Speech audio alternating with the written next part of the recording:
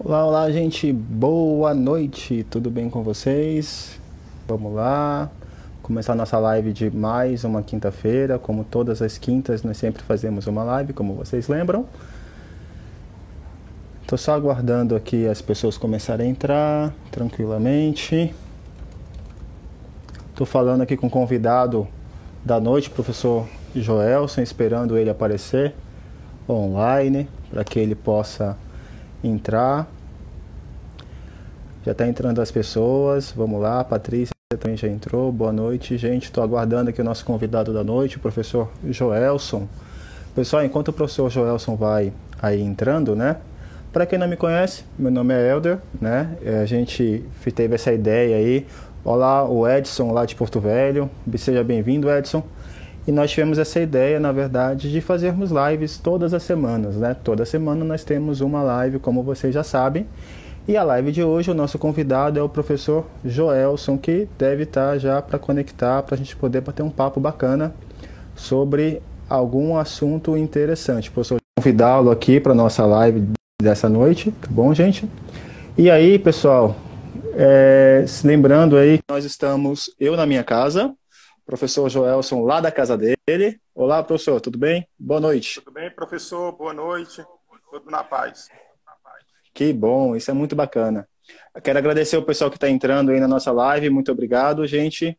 Sejam todos bem-vindos e bem-vindas para mais um bate-papo. Olha só, a professora Simone, lá de Cacoal, da União de Cacoal, acabou de entrar. Marcele, lá de Porto Velho. Sejam bem-vindos, gente.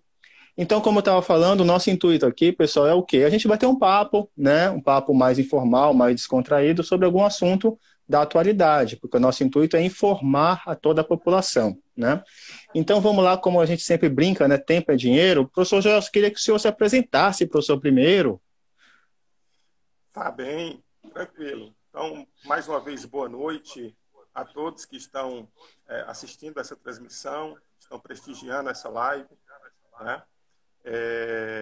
Inicialmente, Helder, antes da apresentação, queria agradecer a oportunidade e a iniciativa sua frente ao campus da Uni Vilhena, em estar promovendo semanalmente esses encontros com temas diversos que proporciona, né, uma atualização constante a toda a comunidade, não apenas a acadêmica, que é aberta ao público em geral, chega aos lares onde as pessoas estiverem e permite que todos possam interagir, né, da melhor forma possível, seguindo o que nós hoje precisamos, que é esse distanciamento social e que é a segurança. Uma Ok, apresentação obrigado, rápida. professor. O Uhum. nosso intuito, na verdade, professor, é só bater um papo mesmo, né? Mais descontraído, para a gente Sim, poder aí tentar fazer com que a nossa sociedade, a nossa população, né? Seja sempre bem informada, é claro. sim. Uma apresentação rápida, eu sou professor da universidade, desde 2004, atuo aqui em Vilhena, né, na área econômica e nos departamentos, lotado no departamento de contabilidade e também atendendo a administração. Minha formação é economia e buscamos sempre levar esse conhecimento a todos que necessitam, professor. Ok, coisa bacana, hein? E assim, gente, só para vocês poderem saber, o Joel, senhor, a gente já se conhece há um bocado de tempo, né, Joel? Lá da época ainda de Cacoal. Na É época de uma honra, na Sebrae, verdade, poder trabalhar contigo. da época de Sebrae, trabalhei 10 anos no Sebrae, não quis estender, mas atuei no Sebrae como gestor de projetos, conheci o Helder e tantos outros profissionais que têm um desempenho fantástico. Oh, bacana, hein? Coisa, show de bola. Então vamos lá, Gelson, assim, só para a gente poder aí esclarecer a população que está entrando aí, o papo da noite, nós vamos falar de economia, né? Obviamente, nós estamos aqui com o nosso economista. Não fala de economia familiar em período de pandemia, né? Assim, esse momento complicado que nós estamos vivendo, sabemos que todos estão aflitos. Estava conversando com alguns alunos hoje pela tarde, como está todo mundo aflito, como está todo mundo preocupado. Eu também estou muito preocupado, não somente comigo, mas sim também com a família, com a minha esposa e todo mundo, né? Então a gente fica muito preocupado nesse período de pandemia. E assim, e todo mundo está nessa angústia, né? Essa angústia é geral, né? Então, o que a gente pode falar para vocês, quem puder, fique em casa. Quem não puder, quem tiver que trabalhar igual eu, vá trabalhar, mas tome todos os cuidados necessários, usem máscara, usem álcool em gel, né? Tomem todos os cuidados possíveis e imagináveis. Boa noite, Ellen. É um prazer revê-la novamente, nossa ex-professora do nosso campus de Vilhena aqui. Bem-vinda. E assim, e aí hoje a gente vai tentar bater um papo aí sobre economia familiar em período de pandemia, né? Vamos lá, Joel, a bola talvez está contigo agora. Tá. Antes da gente entrar no tema que foi proposto, a parte da economia familiar, mas isso a gente pode apenas um título, né? Pode ser economia doméstica, educação financeira, tudo tem a ver. Eu queria abrir o espaço aqui e aproveitar a sua fala, Helder, e agradecer a todos os profissionais que estão lidando realmente direto, né? Que a gente sabe com esse vírus, com esse Covid, desde a área de saúde, segurança, a parte do comércio, o apoio do serviço, porque o país não para, né? As cidades não param, as pessoas não pararam de consumir, estão consumindo menos. E isso é importante, a gente enaltecer o trabalho desses profissionais, cidadãos que estão fazendo uma diferença no dia a dia com essa pandemia, fazendo a diferença para a sociedade e, além disso, também, no nosso caso de Vilhena, parabenizar a atuação do comitê gestor da Covid, que vem tomando decisões acertadas, na maioria das vezes, né? E do gestor local, dos gestores locais de cada cidade que está tentando mitigar essa questão da pandemia do Covid. Tá? Mas vamos lá para o que todo mundo aqui que está acompanhando pretende ouvir. Vamos falar um pouco de economia. Essa economia familiar em tempo de pandemia, né? E eu queria inicialmente fazer uma pergunta, uma indagação, né? Por que ainda enfrentamos tantas dificuldades no tocante à educação financeira? Né? É interessante isso, porque é um tema tão batido, é tão discutido, não é de hoje, há anos, décadas que vem se falando muito a respeito disso, mas falar é uma coisa, a prática, a execução e a partir do planejamento é outra. E observamos que as pessoas ainda não têm esse costume, principalmente as pessoas, quando eu digo a sociedade brasileira como um todo. São poucos que buscam esse entendimento. E pensando dessa forma, existem várias formas de você identificar os problemas para tratar uma solução desse tema. Eu levantei dois pontos. Né? Um, claro, é a questão da falta da educação em si, financeira, né? E o outro é o do consumismo imediato, que é comum da sociedade brasileira. Né? Então, assim, a falta da educação financeira, principalmente no tocante daquelas gerações que vieram ali desde 50, de 1950, até meados ali do ano 2000. Por que isso? Porque eu estou inserido nesse contexto, eu sou de 70, né? Então, nós não tivemos base nenhuma, nós não tivemos apoio nenhum por parte do sistema de educação nacional, né? Tínhamos, sim, uma base simplória que era feita em casa e era muito difícil. Era muito difícil porque quando você falava em educação financeira, em economia, as pessoas remetiam ao quê? Aquela questão de você sempre economizar através do poupar um cofrinho no porquinho, com moedas, aquela coisa toda. Só que, naquele momento, aquilo não era o suficiente. Não era o suficiente porque não ensinava a gente a lidar com dinheiro, não ensinava a gente a lidar com o planejar, o se preparar para executar da melhor forma. E é comprovado que essa questão de planejamento e execução no país, por parte da sociedade e até pelos gestores públicos, é delicado. As pessoas preferem gastar pouco tempo no planejamento e se matar na execução sem encontrar solução. Naquele momento ali dessa geração de 50 a 2000, né, o ano de 2000, nós passamos muito pela instabilidade monetária. todo mundo, seja os que viveram, seja os que não viveram, mas estudaram a respeito, sabe que o país tinha grandes descontroles monetários, tanto inflacionários como também de déficit fiscal, né? As contas públicas do governo. E, principalmente, a inflação não permitia que a gente falasse em educação financeira, em poupar, em se planejar, pensando no horizonte que fosse de médio prazo, nem de longo prazo, né? Não se falava em questões de previdência, não se falava em questões de investimento para riscos que ocorrem, situações que ocorrem no dia a dia nosso, que a gente não consegue se planejar para evitar, porque acontece de forma espontânea. O caso vivo disso, essa questão da pandemia. Mas, depois da implantação do Plano Real, nós observamos que isso poderia mudar, né?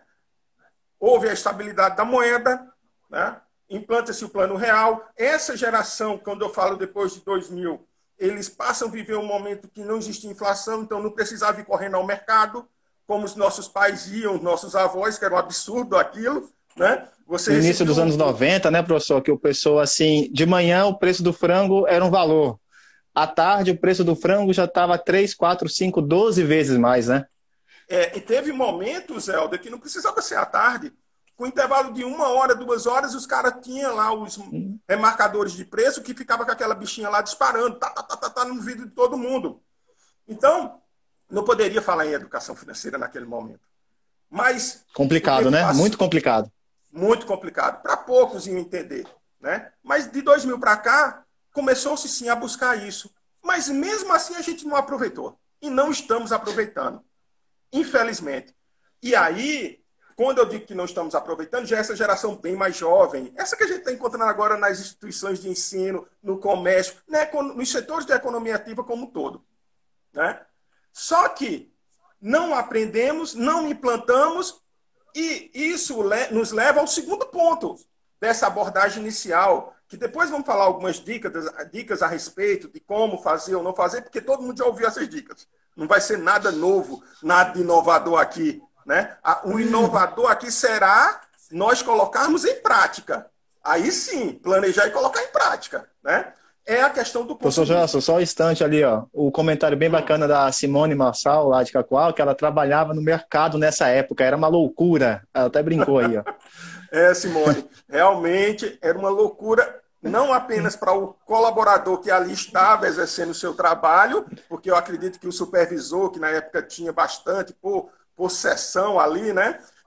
Para nós, consumidores, era mais loucura ainda. Né? Porque você sai correndo. Verdade. Quando recebia o salário, era um absurdo aquilo. Mas graças a Deus passamos. Mas finalmente a gente veio para o Plano Real, né? Graças a Deus encontraram, os nossos governantes da época encontraram uma moeda e um plano, um projeto econômico que trouxesse essa estabilidade. Foi muito louvável, né? Mas ainda falando a questão do consumismo, para a gente fechar esses 2 pontos aqui, por que o consumismo imediato? Porque de cada um de nós não temos a paciência. Nós não temos a paciência de planejar para executar, nós não temos a paciência de poupar, juntar o recurso para comprar o determinado bem sonhado, né? Desejado. Que necessidade todo mundo tem, gente? Essa necessidade, ela é insaciável. Não parte daquele que tem uma renda a partir de R$1.000, um salário mínimo, e vai até aqueles que ganham muito mais do que isso, 20, 30, 40, 50 salários. Indifere aonde a pessoa esteja, na cesta de consumo que é permitido a ela, aos produtos que é permitido a ela. O que acontece? Nós não temos a paciência de esperar. E por não termos a paciência, a gente paga 2 vezes. Vocês sabem disso. Pagamos um produto 2 vezes. Compra financiado, compra em consórcio. O consórcio é o que causa menos impacto, mas mesmo assim existe aquele fundo, existe aquela taxa administrativa. Tudo isso impacta na nossa economia, no nosso orçamento e na restrição orçamentária nossa. Então, esse consumismo nosso imediato, ele está muito atrelado ao que o brasileiro sonha muito. O brasileiro sonha muito com o quê? Quando se fala em qualquer grupo nosso reunido, tal, em economia, a gente cita quem? A economia norte-americana. E assim, é injusto fazer uma comparação da economia brasileira com a economia norte-americana, porque são padrões totalmente diferentes. Começa pela cultura, começa pela educação que eles têm, a que nós temos e recebemos atualmente. Além das políticas de juros praticadas em cada nação, né? Então, esse consumismo que existe lá, a gente não pode adotar aqui. A gente tem que ser muito mais prudente nas nossas tomadas de decisões para não impactar onde? No nosso planejamento financeiro familiar, ou como queiram dizer, economia doméstica, familiar e educação financeira. Aí a gente vai ter problemas, vai ter impacto, professor. Bacana. Mas a questão assim do nosso consumismo, como você mesmo bem falou, né, professor? E essa questão nossa da nossa falta de planejamento e pagar duas vezes, será que essa questão de pagamento duas vezes não é ou não seria, o senhor que sabe muito mais que eu, não seria o nosso calcanhar de Aquiles quando a gente fala de economia familiar? Exatamente. Ele tem tudo a ver porque a gente compromete demais o nosso orçamento. E todos nós temos um orçamento que ele é restrito. Não adianta. Falei no início, desde aquele que ganha de um salário até o que ganha mais, ele tem uma restrição orçamentária. Ele tem um teto, ele chega a um ponto que ele não pode gastar mais. E esse ponto, assim, a economia familiar, a educação financeira, nos mostra como resolver, como encontrar as contas que realmente são importantes e essenciais e aquelas que a gente pode adiar um pouco, não consumir agora, não adquirir agora. Não estou dizendo que a gente não pode, não é para a gente parar de comprar, de consumir, gente. Eu estou dizendo que a gente tem que comprar, consumir de forma extremamente séria, consciente, sabendo se de fato aquilo vai atender nossas necessidades e se aquilo de fato nós teremos condições de honrar nossos compromissos. E aí, Helder... Seria aquele consumismo inteligente, né? Seria isso? É inteligente, eficiente e que não deixe o cidadão num momento ali de situações como essa que nós estamos passando, da pandemia, aflito, desesperado, estressado, pensando um monte de coisas que não seja solucionar a situação. Entendi, bacana. Esse orçamento seria aquele chamado orçamento na ponta do lápis, professor? É o orçamento na ponta do lápis, na planilha do Excel, o orçamento hoje os bancos disponibilizam através dos apps, do gerenciador financeiro, é muito prático. Hoje você não pode dizer que não existe instrumentos, ferramentas para fazer um controle de despesas, de receitas individual. Quando você fala receita e despesa, sempre associa a grandes empresas ou a pessoas que ganham muito. Mentira! Isso é para cada um de nós. Porque as pessoas mais antigas, elas falam assim, se você não sabe administrar no pouco, no muito, muito pouco, você não saberá também. Aquele que não sabe administrar um salário, ele não vai saber administrar da melhor forma, gerenciar da melhor forma, 10 salários, 20 salários, ele vai ter mais dívida do que aquele que só tem um salário, né? Então, rapaz, assim, mas eu queria estar nesse patamar dos 20 salários, hein? Nossa senhora, hein? Professor, assim você mata a gente de coração, professor. Eu também queria, e eu estimo e desejo que todos possam estar, porque assim o Amém. nosso poder aquisitivo e a renda per capita brasileira ia bombar, né? Como a gente coisa busca boa. isso, né? Mas falando nessa questão de poder aquisitivo, Helder, é interessante aqui tocar uma situação ainda, como a gente está falando da economia em tempos de pandemia, né? A gente tem que entender um pouco, porque quando fala em economia, todo mundo muito escuta esses comentaristas, né? Essas pessoas que dão um tratamento jornalístico ao tema e deixa um pouco vago algumas colocações. A economia ela é complicada, ela é complexa, mas a gente pode resumir da seguinte forma, que ela é uma ciência que ela busca o seguinte: administrar ou gerenciar da melhor forma os recursos naturais alocados existentes para o quê? Atender às nossas necessidades. Aí vem um X da questão, que elas são ilimitadas. Essas necessidades nossas são ilimitadas. Aí a conta não fecha. Por isso que todos nós temos que saber planejar, saber a hora certa de comprar, de consumir e a hora certa, principalmente, de criar uma reserva para combater o quê? Essas crises que vêm. Seja uma crise que está atingindo o mundo, né, como o Covid, a pandemia, seja para atender, seja que está atendendo o mundo, seja quando um momento que um colaborador, um seletista, né, um trabalhador seletista é demitido, ele não vai sentir tanto a demissão naquele momento. Por mais que o país demore a criar condições dele ser realocado economicamente, né, na economia ativa, né, ele tem lastro, ele tem um saldo que permite ele sobreviver, além do auxílio do seguro-desemprego que o governo também proporciona. Né? Então, ainda pensando dessa forma, essa pandemia, essa crise, como todo mundo sabe, não é um efeito trágico apenas na nossa nação. Ela vem atingindo de forma muito severa todas as nações, a economia mundial como um todo. Né? Já foi constatado, confirmado que a crise financeira de 2008 é fichinha perto disso que a gente está vivenciando. Os pesquisadores da área, né, os cientistas da área, não conseguiram ainda mensurar o impacto real disso. Estima-se muita coisa, mas são números negativos. Né?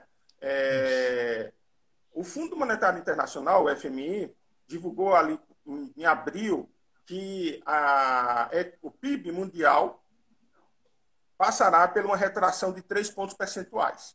Então, o planeta irá consumir menos, irá vender menos, irá produzir menos, e tudo isso vai refletir aonde? Nas nossas casas. Porque se não há geração de riqueza, né?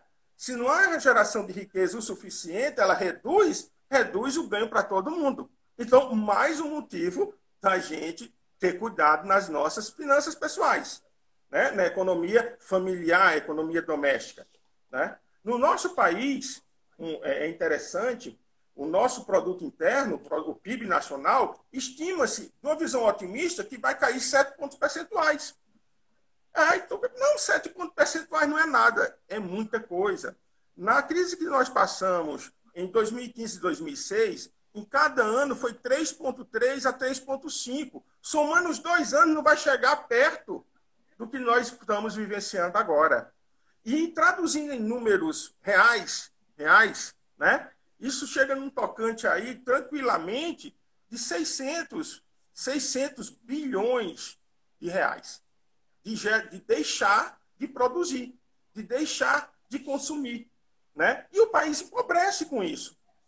Associado a isso, nós temos o déficit nas contas públicas, porque já vinha o país não vinha fechando as contas públicas, e esse ano é necessário investir, gastar na área de saúde para poder fazer com que a população sobreviva, né? Os que são atingidos pelo vírus sobreviva. Então, com esses programas assistenciais, com esses auxílios emergenciais que o governo vem implantando. Então, esse número do gasto do governo já projeta em torno aí também dos seus 600, 700, 800 bilhões. Então, a gente somando esse ano, o país vai ter uma perda em torno de 1,5 trilhão em um ano.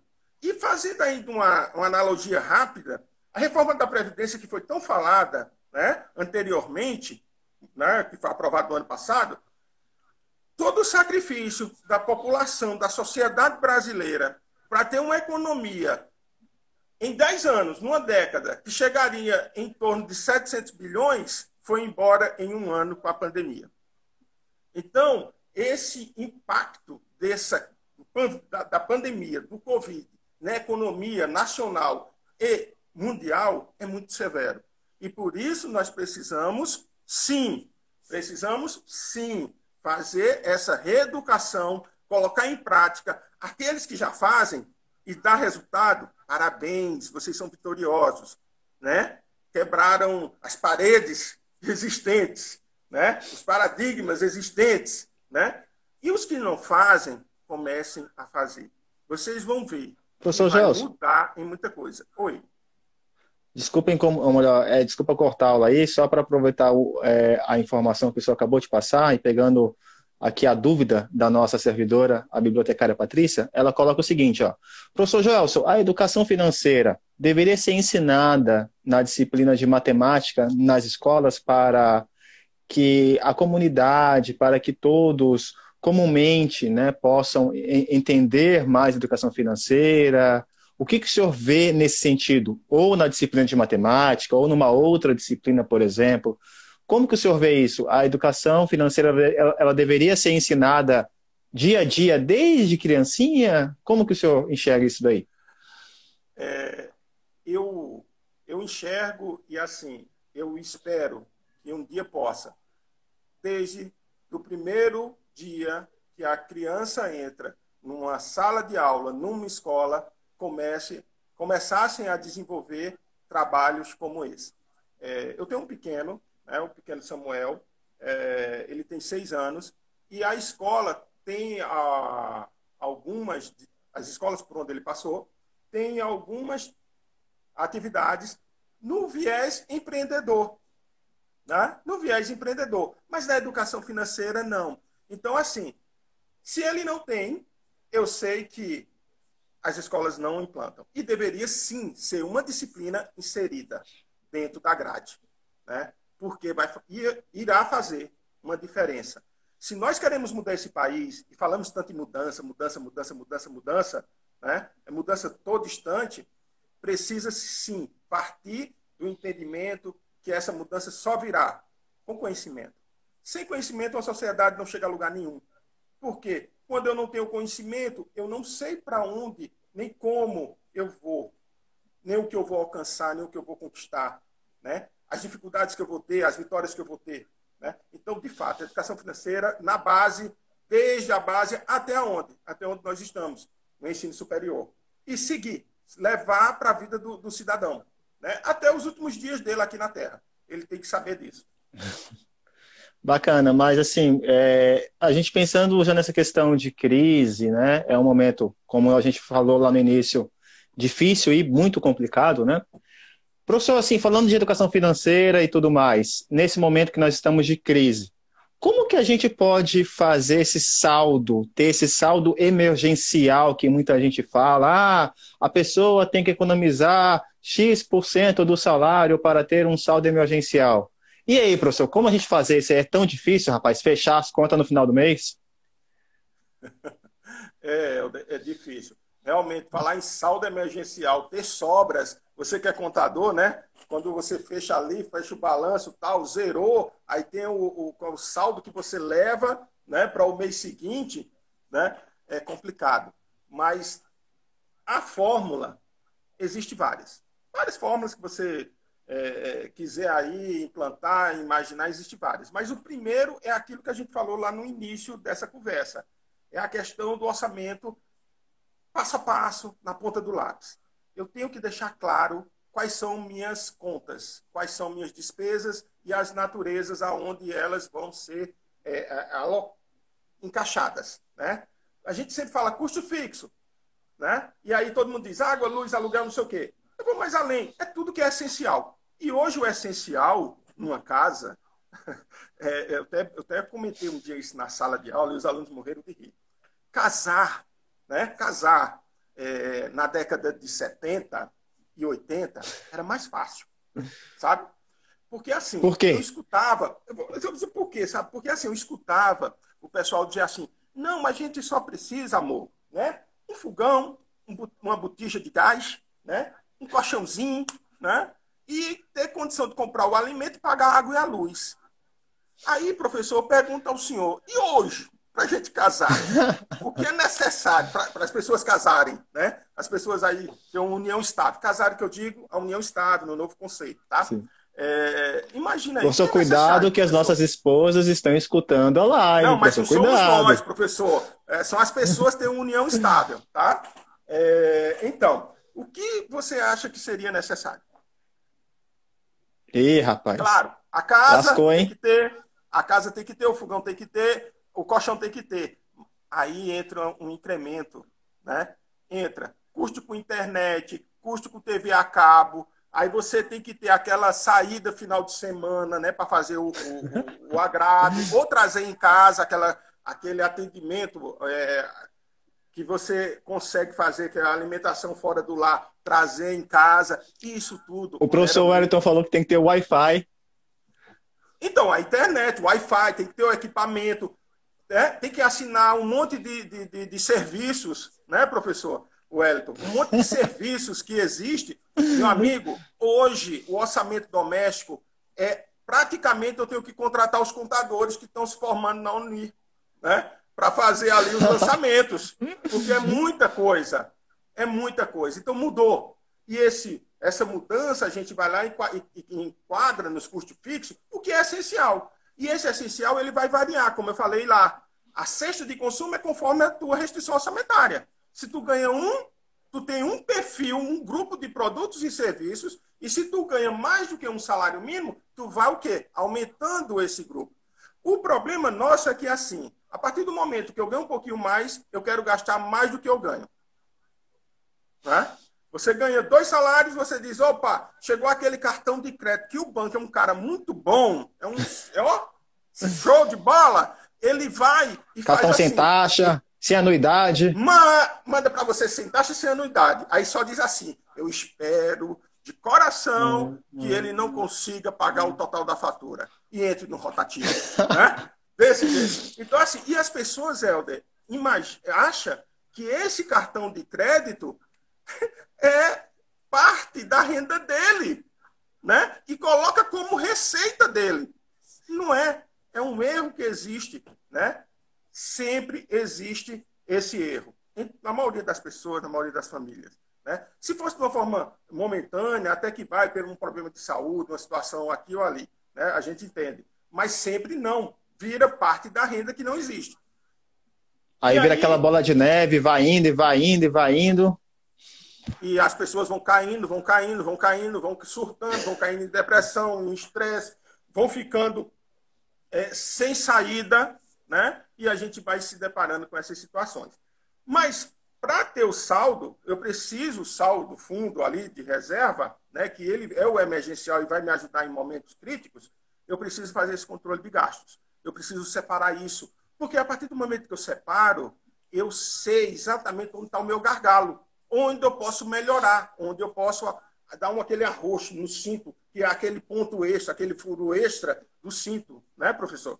Então, eu tenho que fazer esse planejamento, certo? Esse escrever, tem que escrever. Porque a primeira coisa que um cidadão, qualquer um, ele tem que, para qualquer problema, você tem que reconhecer que o problema existe e você tem que encarar o problema.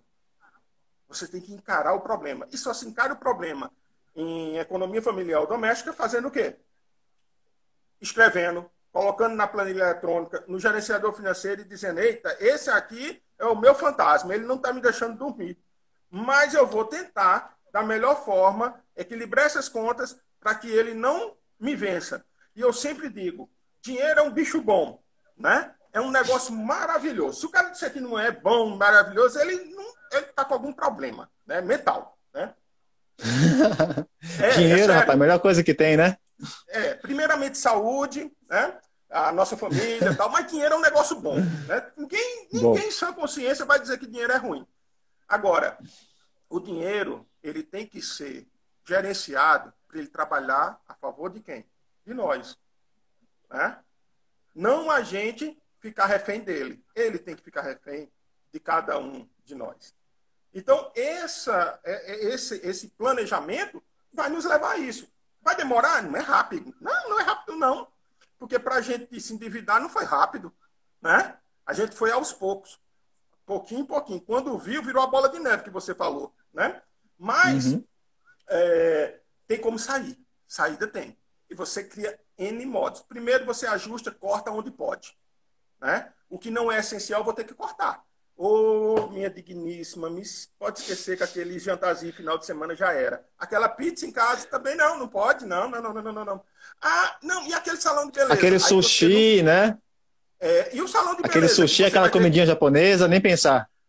Não, é mais fácil a gente pescar ali um tambaqui, bater um temperão nele e passar para dentro. É... aí você vem, aquele salão de beleza vai ter que ser, em vez de 30 dias, passará a ser a 60 dias. A mulher ou o marido não vai ficar tão bonito, ou a namorada não vai ficar tão bonito, mas pelo sacrifício a gente diz está maravilhoso, está belo, e assim será, né? E a coisa vai acontecendo, né? A coisa vai Professor, fluindo. cuidado que tá chegando o Dia dos Namorados aí, o pessoal vai comprar presente, professor, cuidado. Helder, o Dia dos Namorados, com pandemia e distanciamento e tudo como a gente está fazendo agora, a gente vai mandar um presente dessa assim, ó. Um presentinho assim, eletrônico desse. Aí bota uma imagenzinha de um presentinho que vai abrir lá do outro lado, está tudo satisfeito, está tudo resolvido. Vai economizar, vai deixar de gastar. E esse dinheiro, a pessoa vai o quê? Pagar as contas, se assim dever. Aquele que não deve, aí faz um agrado diferenciado, né? Ao amozão, né? A esposona, né? A queridona. Você faz o agrado. Mas se Faz até dever um é uma cuscuz, né? saída. Um cuscuz recheado é muito legal e a minha esposa Adriana faz um perfeito, né? Eu fico muito feliz e ela me ajudou muito com esse negócio aí, que eu não sabia mexer. Você foi um motivador desse negócio desse bendito Instagram. Você sabe que eu uso tecnologia, mas não esse negócio aí de Face, desse trem aí, né? Mas ela foi motivadora. E até hoje, e continua ali. Ela chegou do trabalho e já foi, tá preparado, tá aquele negócio todo, tal. Eu digo, tô preparado, estou preparado, não sei o que vai dar, acredito que dê certo, né? Mas, Tá certo. esse é um ponto. Aí vamos lá. Feito isso, eu vou para os cortes, né? E os cortes, a gente até adiantou um pouco aí, brincando, tal, aquele negócio todo, mas é verdade. O lado positivo dessa pandemia, que se pode dizer que existe um lado positivo, né? É esse isolamento social, você ter uma redução de custos, de gastos. E tem. Por exemplo, mobilidade, custo logístico diminui. Você não está andando, diminui. Você diminui com transporte público, você diminui com gasolina, você diminui com depreciação do veículo, né? Então você diminui. Você aumenta em algumas outras coisas, aumenta o seu custo fixo de energia, a parte de alimentação um pouco, porque vai fazer muita comida em casa, né? Você aumenta um pouco, mas não chega a tanto. Então você começa a equilibrar uma coisa com a outra. Aquele salão, porque suspenderam, fecharam né, todos os empreendimentos, você ficou aquele um mês sem cortar o cabelo cresceu, você viu que o cabelo pode aguentar mais um mês, então você começa a economizar. E economizar tem que ser de pouquinho. Ninguém vai do dia para a noite ganhar muito dinheiro, a não ser que ganhe um prêmio aí na loteria ou consiga de outras formas, né? Mas se conseguir de outras formas, a PF vai vir na porta do cidadão. Então não adianta querer conseguir de outras formas. Trabalhando honestamente sempre vai ser aos pouquinhos, né? Promoção na empresa, se ele for empreendedor, produtos inovadores que atendam à necessidade, e agora está acontecendo muitos produtos inovadores nesse momento, né? Por parte de todos, Uhum. tentando se reinventar para poder resistir, para poder sobreviver, né? Então, aumentando a receita, diminuindo a despesa. E aí caminha-se e vai num outro ponto que é interessante, que eu posso trabalhar com o dinheiro dos outros, mesmo não tendo dinheiro. Que negócio é esse que eu posso trabalhar com o dinheiro dos outros, mesmo não tendo dinheiro? Pode. Vocês viram que a maioria dos bancos, através do próprio governo, com as medidas adotadas pelo governo central, o governo federal, né, permitiu adiar o pagamento de várias contas, né? Então, isso dá uma condição de você ter mais oxigênio no pulmão. E isso permite, por exemplo, parcela de casa, um CDC em banco, os cartões de crédito. É um momento de renegociar, porque cartão no Brasil é coisa do inimigo, é coisa do capeta, só pode, entendeu? Não tem lógica, taxa de 12% ao mês, com Selic de 3%, não faz sentido, mas assim, é spread, a gente entende isso. Entende assim, entende no conceito, mas não admite isso e não quer isso. Mas eu acredito que no futuro possa melhorar, né? Então, todas essas condições, você consegue sim ajustar as contas e chegar no saldo lá que você mencionou. Porque eu eu tenho a condição de criar a seguinte situação: um teto de gasto, né? E esse teto orçamentário ele vai me nortear. Isso é comum. O governo federal fez isso. O teto de gasto do governo. Eu não posso gastar mais do que eu tenho. Eu, como cidadão, também não posso gastar mais do que eu tenho, né? Do que eu ganho. Tá? Então, através do teto, através dos cortes, através de aproveitar as negociações com todos os credores, né, e as possibilidades assim existentes, eu posso sim começar a quitar minhas contas e a ter saldo. E esse saldo vai me salvar. Ele sempre salva. Não é um saldo para no final do ano, eu juntei durante 12 meses e vou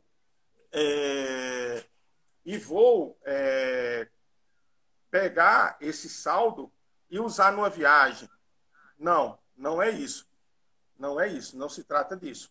Né? É um saldo que vai me garantir, em momentos como crise, né, eu utilizar, seja pelo desemprego, seja por uma pandemia, seja pelo que for, eu utilizar esse saldo.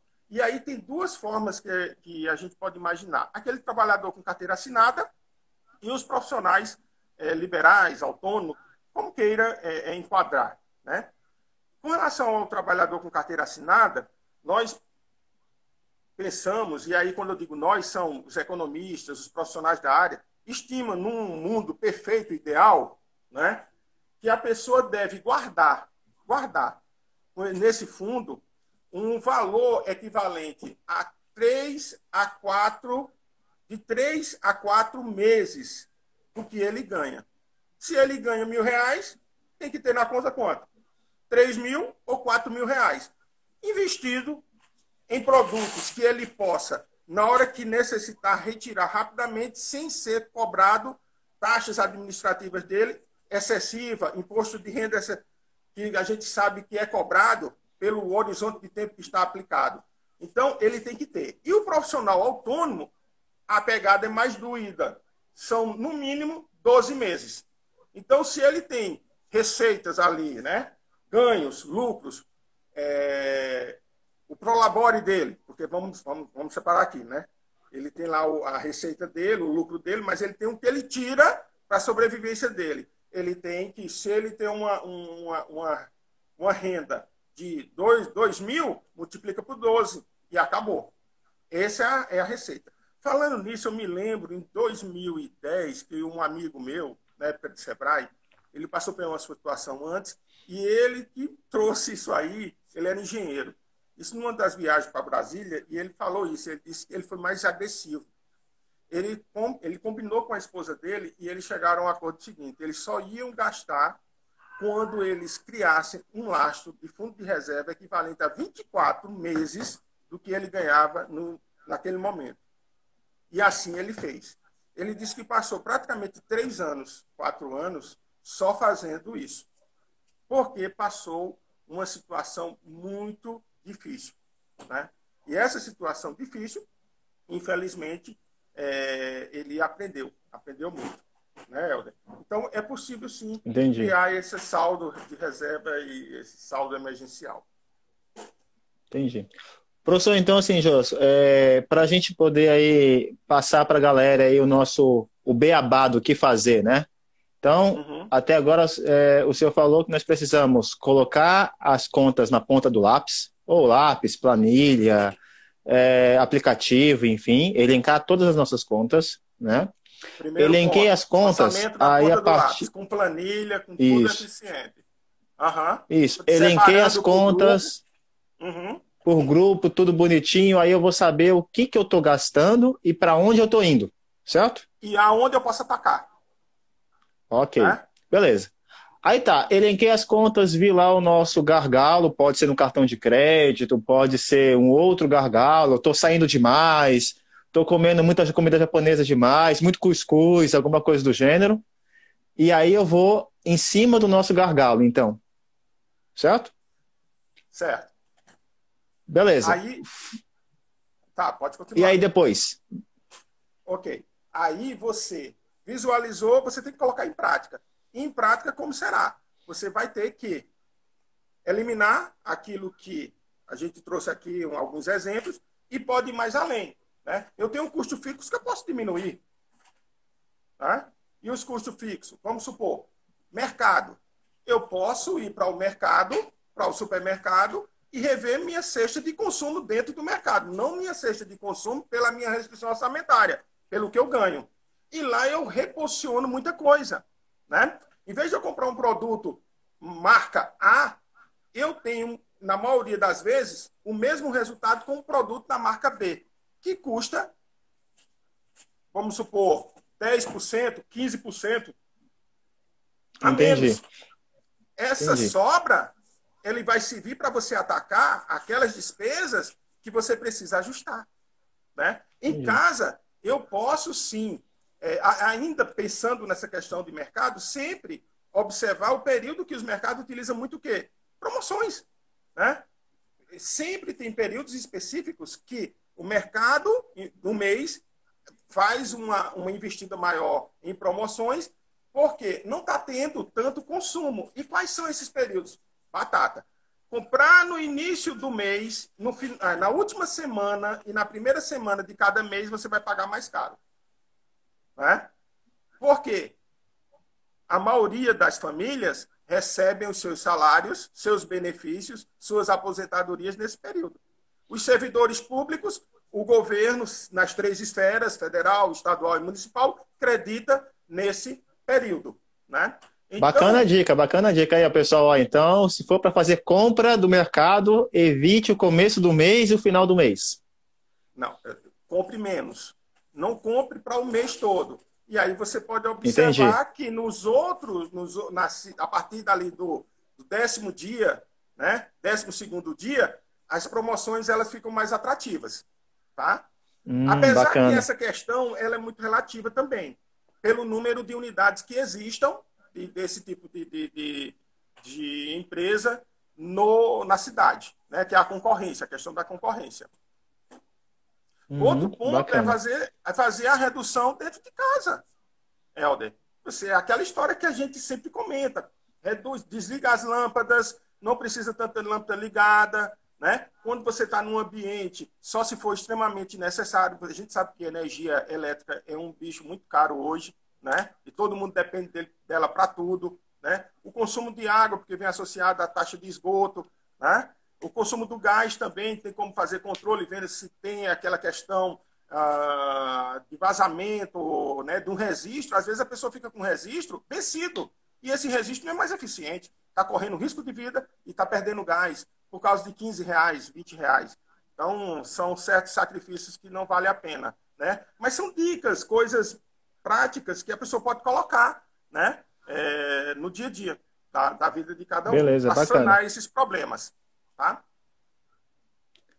Então, daí, no caso, com esse dinheiro que vai sobrar com o passar do tempo, é claro, igual mesmo você falou, isso vai demorar ainda que ele sobra esse dinheiro. Primeiramente, eu vou atacando, com calma e tudo mais, vai chegar um momento que vai sobrar um dinheirinho. Sobrou o dinheirinho, professor, e aí, o que a gente faz com ele? Para sobrar esse dinheirinho, a gente tem que determinar metas. Né? Controlou tal, então você tem aquele teto que eu falei. E aí você vai determinar um percentual dessa sua renda para você comprometer. Aí cabe de cada um. Existem várias regras, Helder. Tem pessoas que dizem, coloca aquela ali do 30, 20, 30, 50, né? Onde você gasta com 50, né? 50% você vai gastar com essas despesas, 30% com o que oscila e 20% você economiza. Não é bem assim. Você tem que analisar a sua situação. Às vezes você só consegue, quando controlar essas contas, só economizar 1%. Você, às vezes, só consegue economizar 5%, 10%, 30%, 40%. Parabéns! Faça a sua economia, o seu percentual, conforme a sua realidade. Fazendo isso, aí tenho esse saldo, tenho esse fundo emergencial, tenho o lastro do fundo emergencial. Quando eu criar o lastro do fundo emergencial, eu vou parar? Não, não vou parar, eu vou continuar. E eu continuar, aí sim, eu vou pensar em investimentos a médio e longo prazo, onde eu posso correr um pouco mais de risco. Que é o que tanto está está sendo falado hoje na sociedade brasileira. É você investir para a sua velhice numa previdência, é você investir na sua velhice através de ações na bolsa, títulos do governo, letras de crédito, né? E existe uma gama de produtos. Apesar que houve uma queda da taxa de juros, né? E todo mundo falando que os fundos não estão valendo a pena, não sei o quê. Isso é uma transição, gente. É um momento que está passando. As coisas vão caminhar novamente para aquele ponto. É tanto que, inicial, né? Antes da crise, da pandemia. É tanto que tem pessoas que falaram assim, quem tinha dinheiro investido nas ações, quebraram não sei o quê. Não, não é momento de vender. É momento da gente ficar com as ações, esperar isso passar para poder o quê? Retomar os ganhos. Aconteceu com o petróleo. Nós tivemos ali em meados de março petróleo a preço negativo. Hoje o barril de petróleo está a $40. Já começou a ter reajuste na bomba. Por quê? A projeção da economia frente ao controle da pandemia, do vírus, e o possível surgimento quanto antes de vacina, né, para combater a doença, já projeta que a economia vai sair dessa situação quanto antes. Correto. Professor Gelson, assim, como a gente já falou, infelizmente a nossa live é curtinha, só 1 hora. O assunto é um assunto muito importante, mas eu gostaria aí que o senhor passasse as considerações finais para as pessoas poderem ter uma dica de como conseguir economizar, e aí o que o senhor faria, ou melhor, falaria para a galera que está nos assistindo aí? Vamos lá. Rapidinho.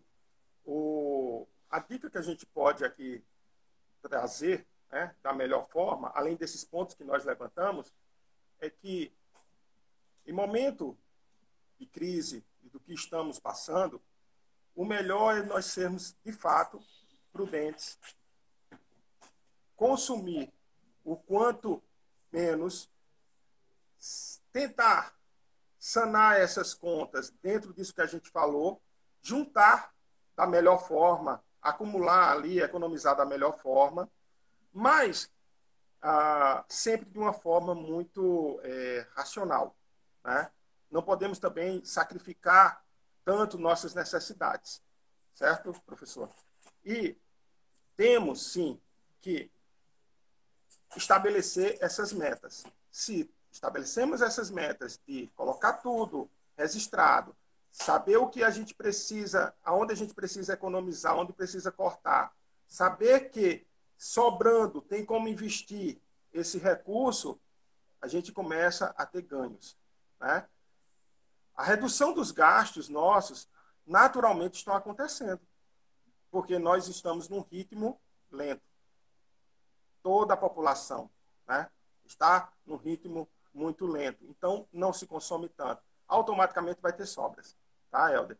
Então, o que temos que fazer? Trabalhar com renegociações, trabalhar com os créditos que o próprio governo e as condições emergenciais que o governo coloca, trabalhar com tudo que estiver à nossa disposição, mantendo-se atualizado, sempre atualizado. E busca com um amigo que entende um pouco mais.